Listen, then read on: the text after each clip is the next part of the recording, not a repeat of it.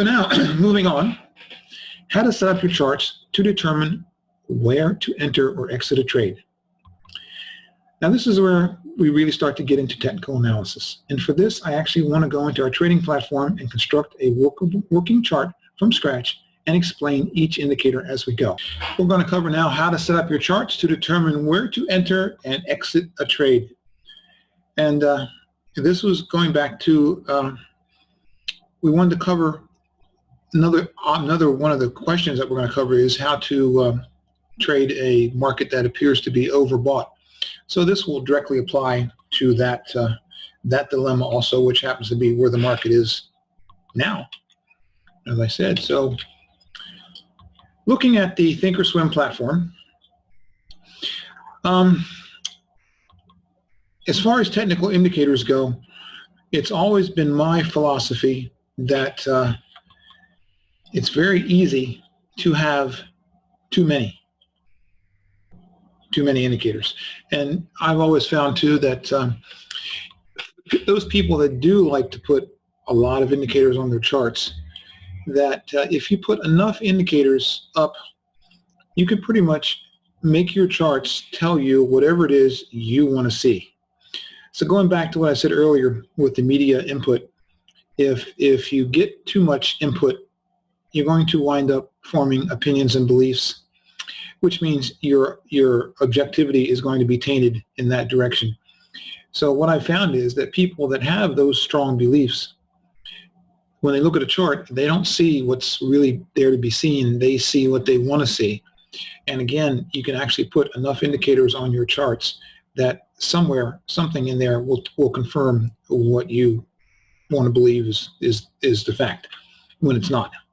So I tend to say that the simpler your charts are, the less cluttered they are, the more objective you can be. And see, another problem is nowadays, competition between TD Ameritrade and E-Trade and IBD and all those other ones is that they're always trying to add more and more indicators for their clients, so they can say, our trading platform is better because we have, 400 indicators and our competition only has 350 different indicators that they can put on there. I don't know how you could ever use that many indicators. It's ridiculous. So what I want to do today is simplify it and get you down into basics, very basics. And an analogy I like to use for this is, for many years I used to teach skiing, and I would have a lot of people come in that had been skiing for quite a while, but were just not, they were not very good. Let's leave it at that. So what I would typically do is that I would, even though they'd been skiing for maybe 5-10 years, and maybe they ski quite often, I would take them back to the very basics of skiing, as if they had never skied before, and start working there and start by building some basic foundational moves, and that they could then take that and build upon that. And that's usually where it worked out great for skiing, and it works out great for this too. So let's say this happens to be a chart of SPX, and eventually it will be up to current times. Right now we're back in November, actually even October. So let's just say, and the point of this again is to show you how to tell when to get in and also when to get out of a market. Now, one thing that I alluded to quickly in the beginning was that in one of my blogs where I had the market cycles, and I mentioned that the typical trader will end up getting in too late and getting out too late, which means their whole process is buying high and selling low, which doesn't work. And that cycle, that same thing that I show in that blog, is that you have basically two types of traders playing at any given time. You have the professionals, and you have the retail or the amateurs, the non-professionals, let's say. It sounds better. So what the professionals are doing is they're looking at the charts, and they're looking at the indicators, and those indicators will tell them when to get in the market, when to get out of the market, purely from a price perspective. And also keep in mind, and I want to say this several times today, that all price action, all known facts about a stock or an index or the markets or whatever, everything that is known to man is built into the price of whatever chart you're looking at. There's nothing held back. There's nothing secret out there that they're not telling you. If it's there, it's built into the price. So the candles, the price that they show tells you everything you need to know. So back to my story. So the professionals are using the charts, using the indicators, and that tells them when to get in, when to get out. On the other side, the non-professionals, the retail public, they're by large part, they're trading based off of media. They're fed this information from CNBC, Bloomberg, whatever radio station they listen to. Maybe they're reading the Wall Street Journal. Who knows where they're getting it from? But they live and die by the media. So what they do is, again, they form their opinions. So they may hold on to this trend. So let's say the public had gotten in somewhere near the top of this run that we had here. Now, and I'll try to explain to you the reason they get in at that point. So let's say they had gotten in and then the market turns. Well, the reason they got in here is because they were probably burned somewhere. They had a bad trade somewhere further back. So they did not believe that the market was going to take off and make this run up. The professionals, looking at the chart, knew to get into the market and go long. So they rode this thing up. So as the professionals are riding this trend up, remember the trend is your friend, the old saying, as the professionals are riding this trend up, the media is hyping this run. Now the public still doesn't buy into that yet because they were probably burned somewhere further back. So they're still pissed off. But as this trend or this rally progresses, the media every day up, going up, new highs, blah, blah, blah. So finally, by the time we get to somewhere near the end of this run, the public gives in. Says, okay, fine. I was wrong. I give in. I'm afraid I'm going to miss more of this. So another one. Now we're back to the FOMO, fear of missing out factor. So then the public decides to get in somewhere in here. And guess what? By the time they get in, it's near the end of the run. So the pros are watching the charts. The pros know when the turn happens. They know when to start selling and getting out. But the public, because they were so stubborn and their beliefs had to be broken down over such a long period of time, they just get in here. They aren't going to let those beliefs go. They have their beliefs. They have their biases now. So even though this market starts to turn, in their heads they're saying, nope, it's still going to keep going up. I just have to wait it out.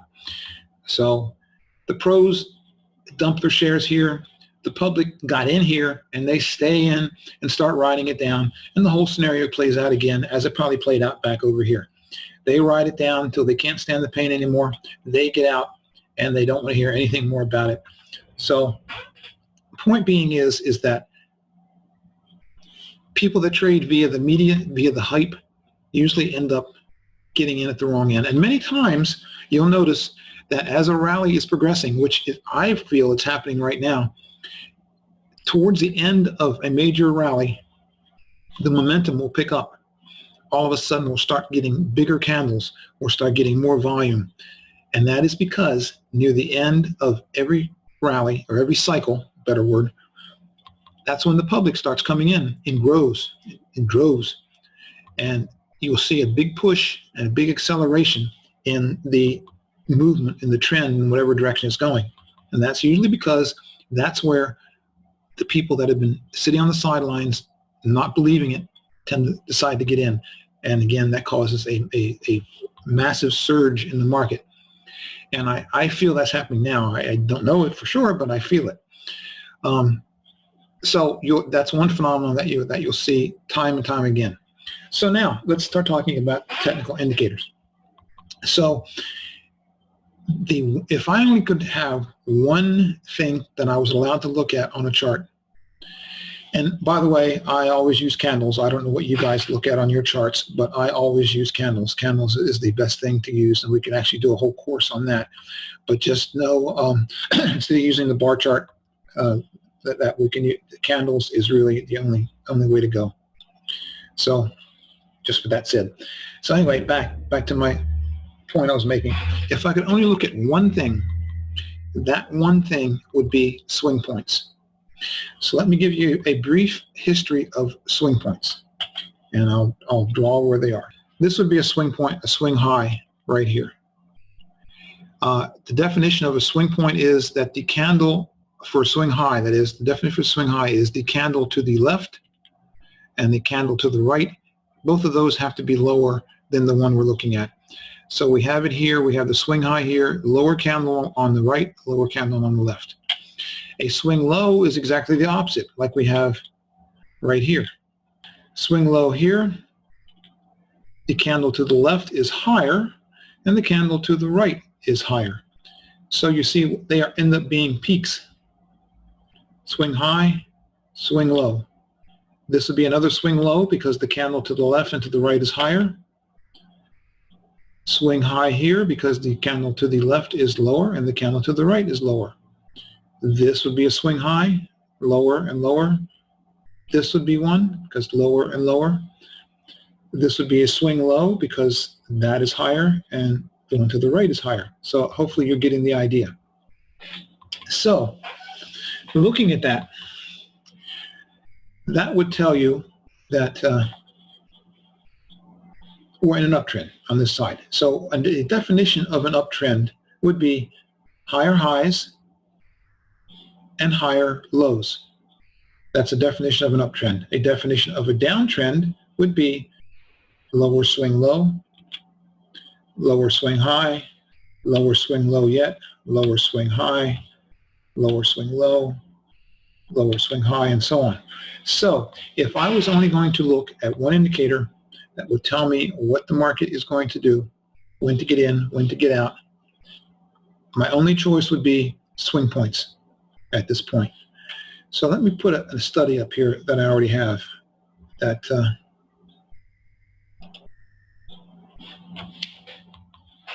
so this, we're not going to look at anything else here except for these little dots. These dots are the swing points. The dots on top are swing highs.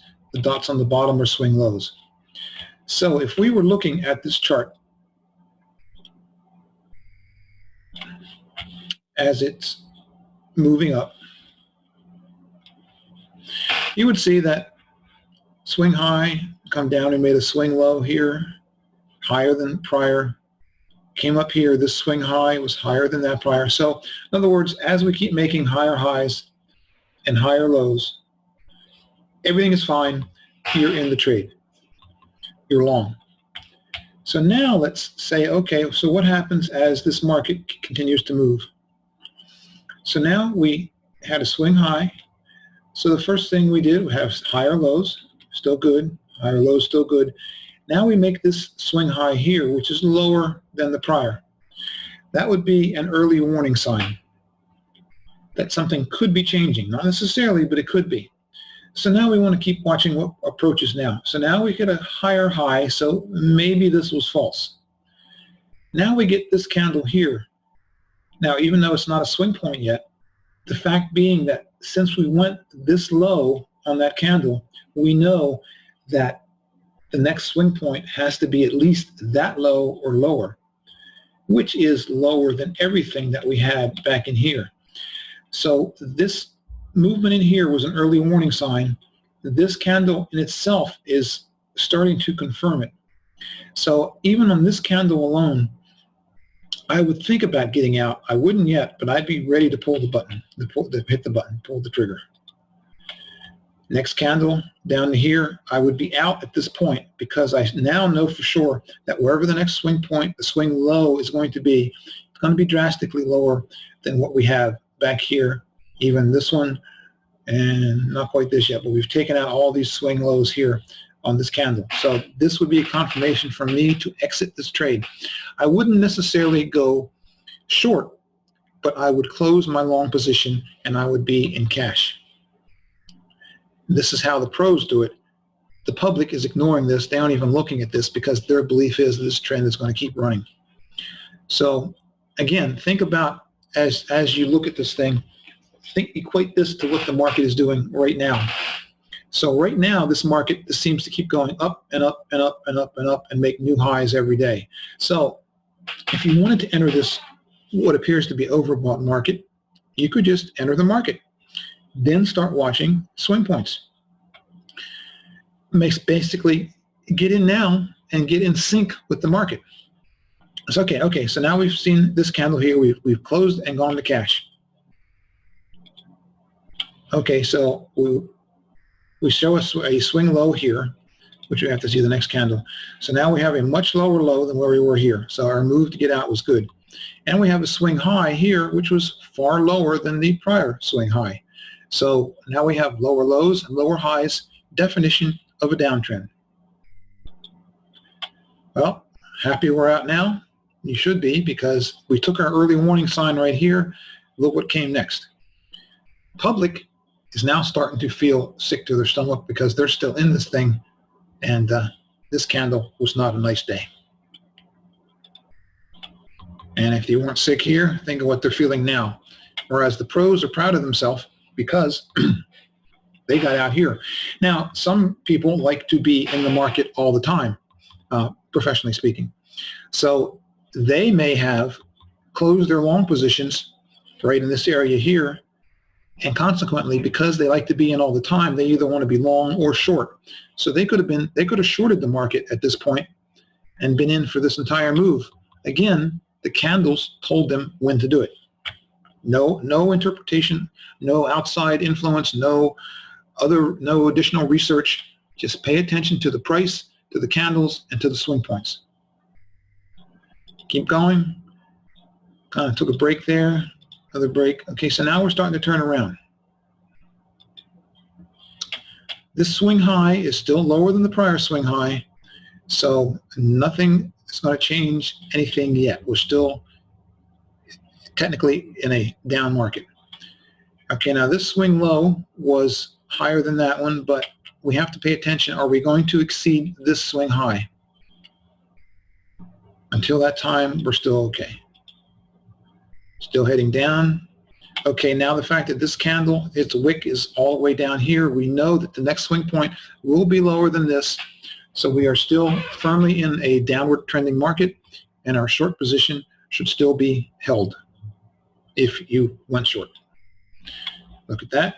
Another massive down day, another swing low, far below this one. So going short was a good move. Again, now we have this one down here, which is going to be lower than that. Little recovery here, temporary. Now we have a swing high here, and we have a higher low. So we have a higher high and a higher low.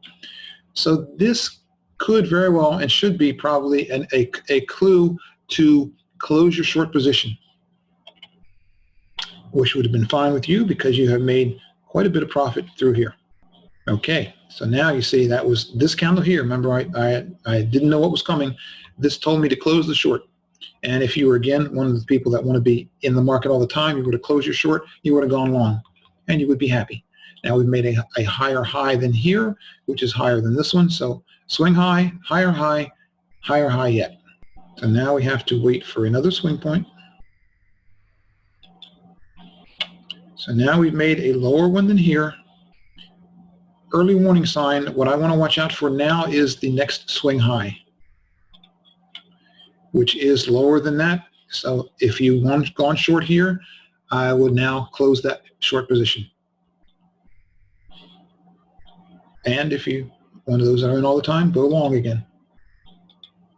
But that would have been a mistake. So in this case, you would have, if you went long, you would have taken a hit. Now, in reality, what this told us in here to close lower high and a lower low here, for sure it would have said close your short. You may have wanted to wait, which I do many times, wait for a second confirmation like we did back here before you actually turned and went long. So you could be in cash at this point too. Lower yet by a hair on the swing low.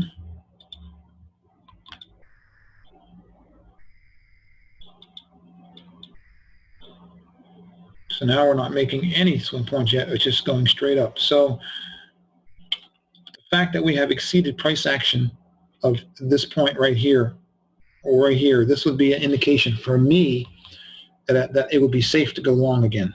We've made the turn. We've exceeded price action that we had at that last major swing high. In this candle here, that would be a good place to go long. Higher high yet, and gap up.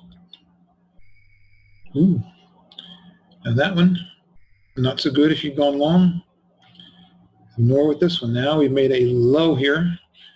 Still higher than there, but we've gone below all of that. Higher swing high. And lower yet. So here you would have to have been out again. Now, let me point one more thing out to you in this. If you're in a market that is trending, like the one we're in now, this what we're talking about here will tell you when to get out. Anytime you're in a market that is going sideways, anytime, doesn't matter what, it's a stock, an index, whatever. If it's going sideways, selling non-directionally, like we talked before, as far as calls and puts, iron condors is the correct term, is a profitable trade.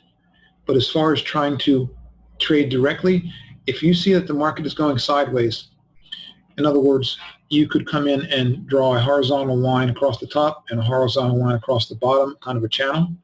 If the market is trading in there, technical indicators are pretty much worthless within that sideways pattern because they are constantly going to be contradicting themselves. So in a sideways market, technical indicators as far as what we're talking about are really fairly worthless. It will tell you when a major trend is over, and it will tell you when a major trend is starting. But if it starts appearing to go sideways, and where you would see the sideways action would be, you would see we had a high here, and you could actually draw that too. You would see that we had, you can draw a line that way, and I don't know, somewhere in here, or there. You could draw, once it starts forming, you could draw yourself some channel lines here. I like to make them a different color.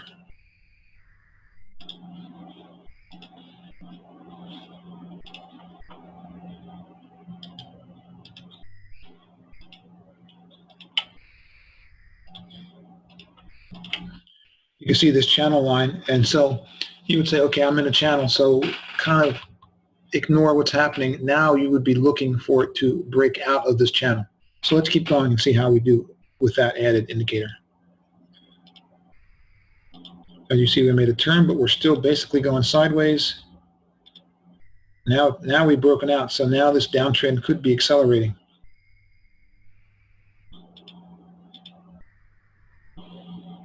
Lower high, so down, down. So we're making lower highs, so we're definitely downtrend. And we're making lower lows, just haven't made a swing point yet.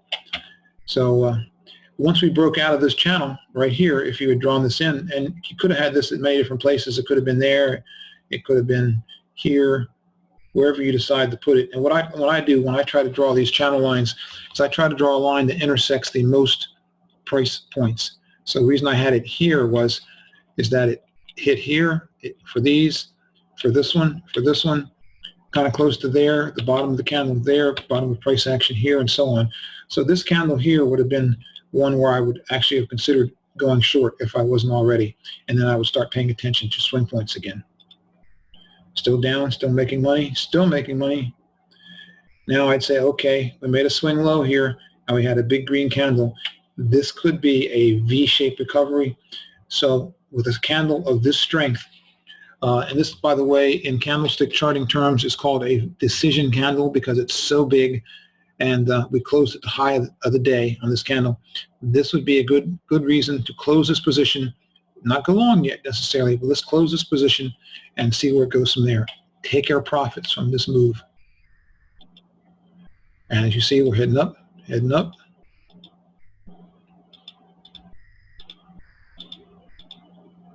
So again, this candle is good. Where I would get back in, I'm not sure yet. I think I would still be in cash at this point.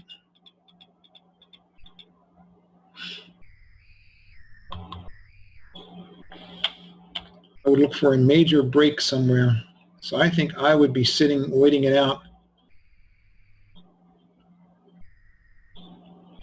maybe until the top of this channel even.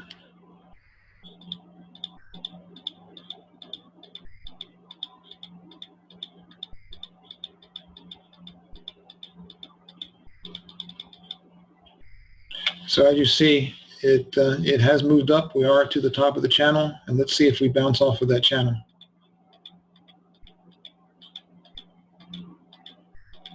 Okay, at this point here, I would get back in the market once it cleared that channel.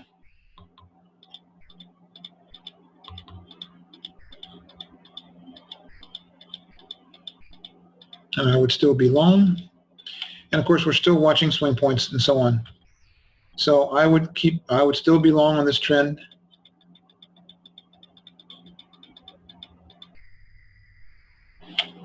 This would be here, lower high, a lower low, lower high. This would be a good spot here to take your profits from here. Not necessarily go short yet, but take your profits. This would be a good time to go short at this point right there. And it was a fake out. Maybe. We don't know yet for sure. Nope.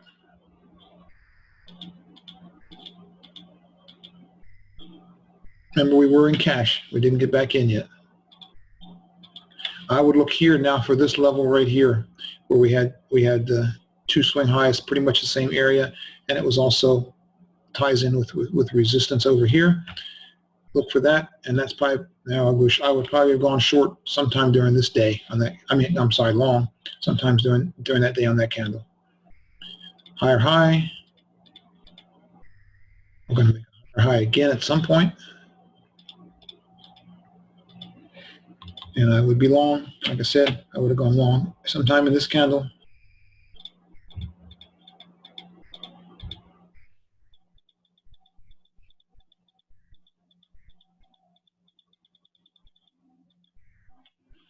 And as it was moving up, at this point, we would have made a lower low, a lower high. Then we would have come back and made a higher high, so that would have canceled that out. Then we made a lower high here. And when this candle actually intraday broke this level here, I would have closed my long position that I wrote up here. I would look for the prior swing low, and I would have closed it at that point. Now also, let me add a couple other factors, because I'm not just looking at swing points. So a lot of what I'm saying is also intuition, knowing that I would have also had a trend line, which would had to have been from the most recent swing low to the prior lower low. So that would have been my trend line that I would have had there for the uptrend. Since we're in an uptrend, I would have kept drawing those. So whenever a candle closes below the trend line, that's a solid signal that the trend is changing. So on this candle, where it closed below the trend line, that and the fact that the wick went below this level in here that I said, this would be a good indication to close your long position and either go short or just stay in cash, one or the other. Looking at it here, going short would have been a wise move, but we didn't know that at the time. And maybe staying in cash would have been better. But anyway, that's when you would have closed that trade. And you probably would have missed this, actually, because it had happened pretty fast. And right now it appears that we're sideways again. So again, as you're watching this, you could draw your channel lines.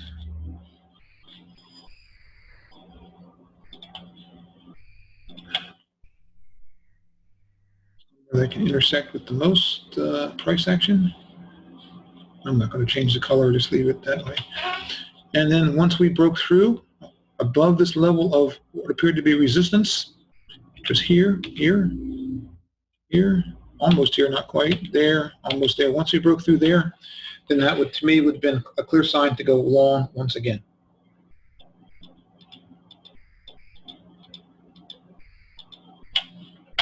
Needs to be deleted.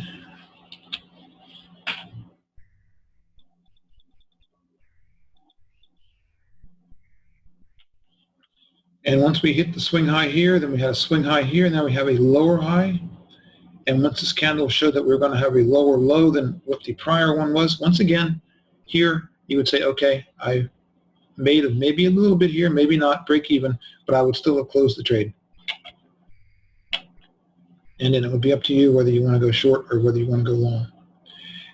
Now, a second indicator that I use, so I'm trying to feed you these one at a time.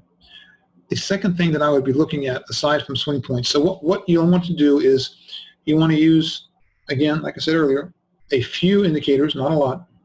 The ones I have here is all that I use. This is everything that I use. So here's how I would use them together to further filter and or qualify my moves.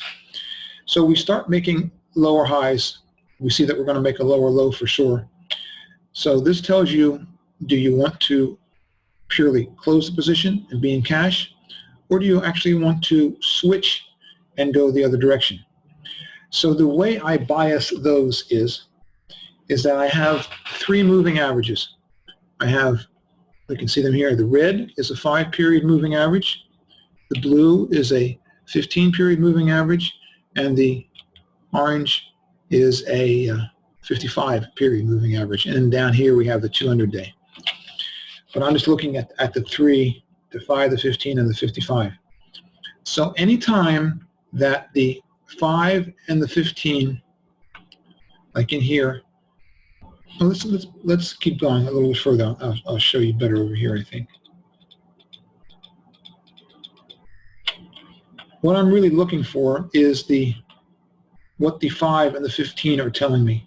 So if the 5 is above the 15, like it is here, then, and both of those are above the 55, then we're solidly into an uptrend. If by chance the 5, like right here, crosses below the 15, that's an early warning sign that things could be changing, which was also confirmed by swing points. So I'm paying attention to swing points, and then I'm watching the movement, my 3 moving averages, 5, 15, and 55, to confirm that things are changing. So now down in here, we have the 5 firmly below the 15. So that is confirming both of those. So you're looking again for confirmation across indicators. Then we went sideways for a bit and crossed back up. So now once the 5 crossed back above the 15, and both of those are above the 55, that's firmly in uptrend territory again. So now I would feel okay once we were making new highs, which would have exceeded some of these. I would feel good going long. And I would still stay long. And as you see, the moving averages now are getting a wider separation, which means the uptrend is getting stronger. The highs are getting higher. The lows are getting higher. So up we go. Still making higher highs, higher lows. You can see the separation between the 5 and the 15 is getting even wider, and the distance from the 55 is still getting even further away. So it's gaining strength. So what that's showing you. And at that point, we would just ride it. Now, when this here, we have lower low. Next thing we want to watch out for is where the next swing high comes to confirm should we get out. And I'd say no, it's a little lower, but not enough to worry me yet. Now the low is still higher than that one, so we're still good there. This candle has exceeded all of that, so we're definitely still good on the upside. And up we go. Moving averages are still good. The 5 got close to the 15 here, but it never crossed over.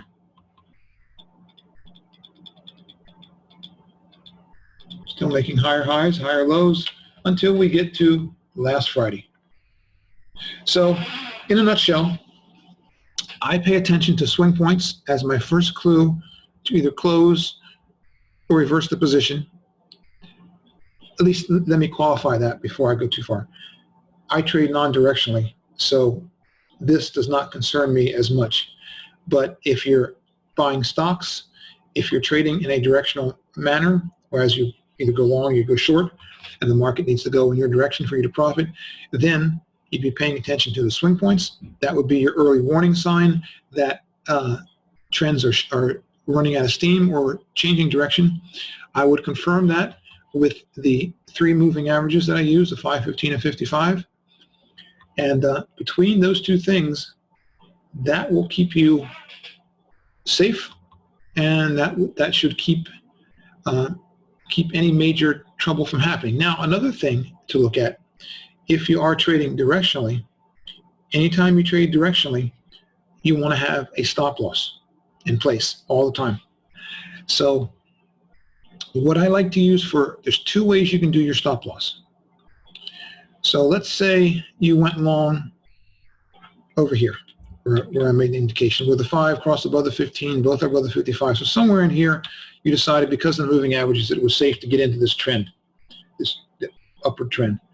So you would go on long here. So another use for swing points is, so your stop should then be at the prior swing low and maybe a hair below it, just enough to give it breathing room.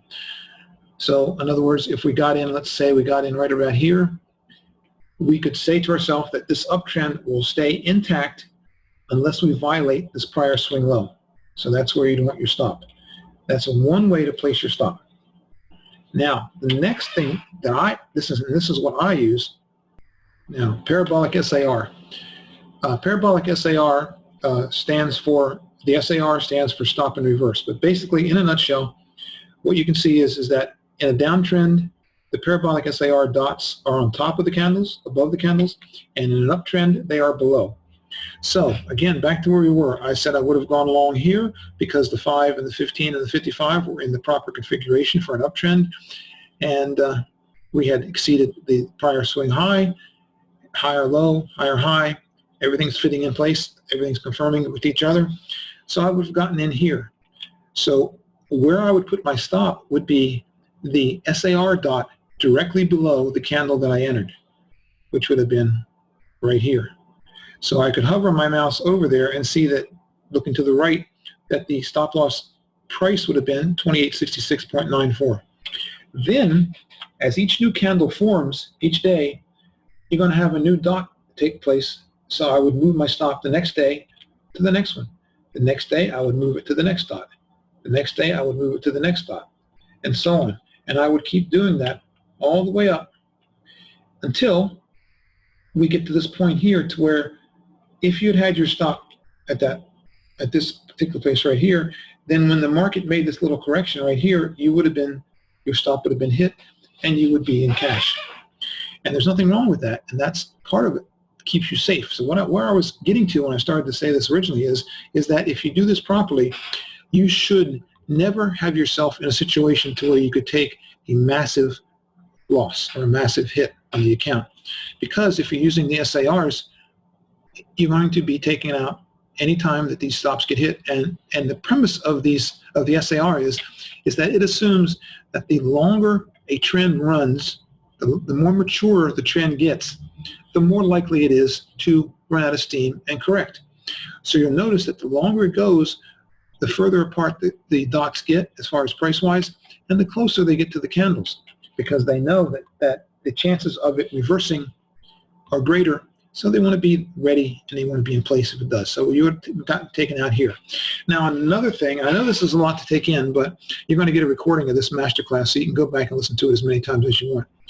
Another thing I do to filter my trades is that anytime the 5 is above the 15, both of those are above the 55, and the swing points are concurring with that. Anytime the moving averages are in that configuration, I only take buy signals. I don't take sell signals. When I say I only take buy signals and I don't take sell signals, I'm talking about the parabolic SARs. So as up here, when you got stopped out here, the dots switched to the top of the candles. Remember I said before, in a downtrend, the dots are on top. But in this case, because of the moving averages, I filter out any sell signals, which is what this would be. Remember, it stands for stop and reverse. So ideally, based on stop and reverse philosophy, you would end your long position and go short. But I don't. I filter those out because of the moving average configuration. So I would only take buy signals. So I would have been taken out here, and I would not go long again until I saw this dot here on this candle. So I would have been in cash for 3 days then I would go long. And I would stay long until I got taken out on the stop, which would have been this candle here. I'd been in cash, and I would stay in cash until I got another signal, which was this one right here. Then on this candle, I would have gone long. So I would have been sitting out 1, 2, 3, 4, 5, 6, 7 days.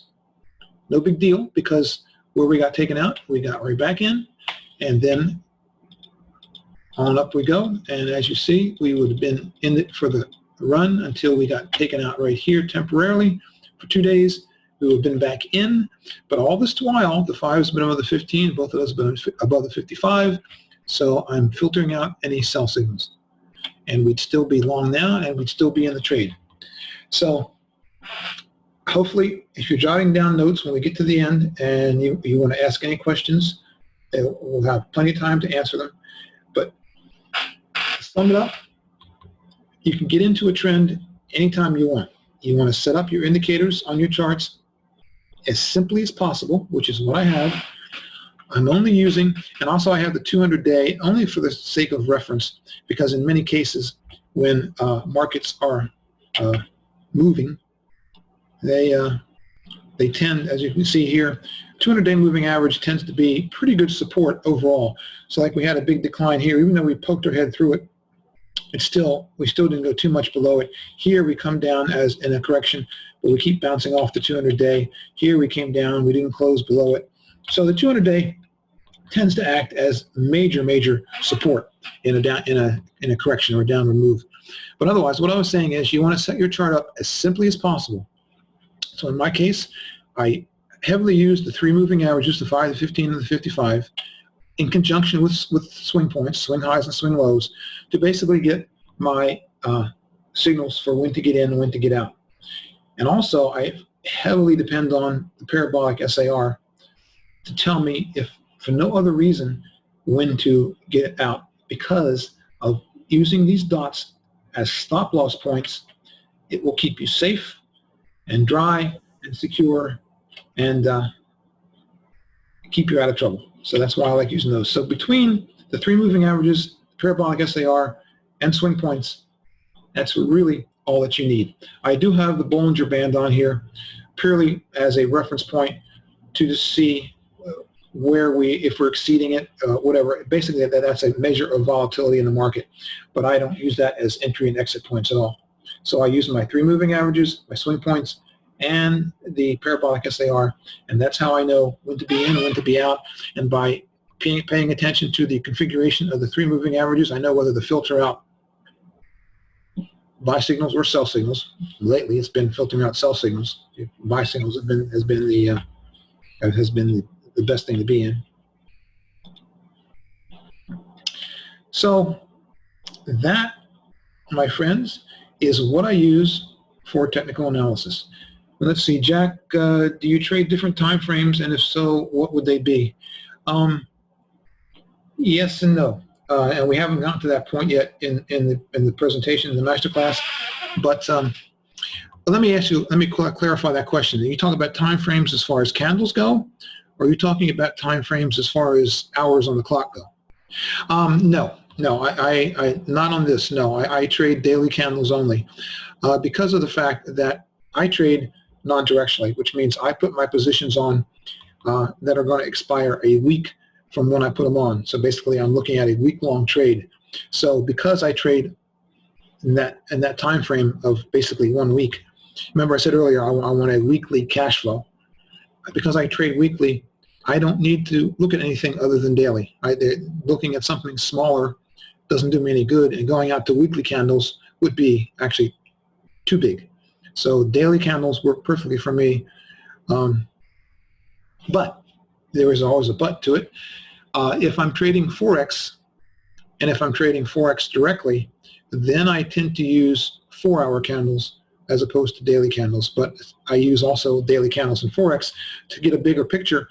But actually, when I trade, I will trade on a 4-hour candle. But that's only with Forex, and that we're not really talking about that here. So hopefully that showed you where to enter and where to exit, where to put your stops, how to filter your Again, with the moving averages, if the 5 is above the 15, both of those above the 55, you're going to filter it to where you only take buy signals. And if that was in reverse, and it was a period of time, which we haven't had many of lately, like here, to where the 5 was below the 15, and all of those, and then even then it wasn't below the 55. So we would have to go back quite a ways, like for instance, to this period in here, to where the 5 was below the 15, both were below the 55. So in a period like this, I would only be taking sell signals, and I would have ignored the buys. I would take in a sell again, ignore the buys, taking the sells, and trying to ride it all the way down. And then when I was taken out, I would still stay away from going long until at least to here. So we would have had a period here to where I would have been in cash. Even though we would have missed some of the move, I'd rather be safe than sorry. So I would not have gone back in until the 5 crossed above the 15, and both were above the 55, somewhere in here. So another thing that I want to stress for you guys that are trying to trade is that there is no way possible that you can pick the bottoms and the tops of any market. You can't. So there will be times to where you're in cash, and it might seem like you're looking at this market move by, and you're missing a run, you're missing a few days, like I showed you there. You might be missing some of this. I have found in the long run that the more systematic you can become, the more rule-based that you're doing it, and the more you follow. Once you make those rules, the more you follow them, and these things that we talked about already should be part of your rule-based system or your trading plan, that even though you might miss some, you're still going to be in there for the big runs. You're still going to make plenty. And even though, see, the problem that a lot of traders have is they will look at this and say, God, I missed all of that. And then the next time a situation, a configuration like this occurs, they say, screw it, I'm going to go long anyway. And that's the time to where this thing could turn around and go long, go up, and then tank and go back down. So I found that it's been better to follow the rules, follow the indicators, follow your entry points and your exit points. And if you miss a little bit of the move, so be it. You're still gonna be in it for all the major moves. Okay, I do want to say one thing about the part we just covered as far as when to get in, when to get out, and how to use the chart and the indicators. I just want to point out, in my opinion and in my experience, no matter how you look at charts, no matter what indicators you used, figuring out how to trade directionally is far harder than other ways of trading. In other words, the way I prefer to trade, the way I was taught to trade, which was being as non-directional as possible. It's far easier to predict where the market is not likely to go in a non-directional perspective than it is trying to predict where the market is going to go when you actually buy a stock or a future or commodity or currency or whatever. So it's looking at the chart as we were discussing it, when to get in, when to get out. If it may have looked like, gosh, this is like really tough to do. It is tough to do, which is why, again, I prefer to structure my trades as non-directionally as possible, which lowers stress, which does not affect your emotions of fear and consequently greed. So anyway, I just want to say that if it seemed hard to be in the market at the right time, if you're trading directionally, it's because it's not an easy task. But hopefully what we show you from here on in will be a much simpler way to show you how to make money.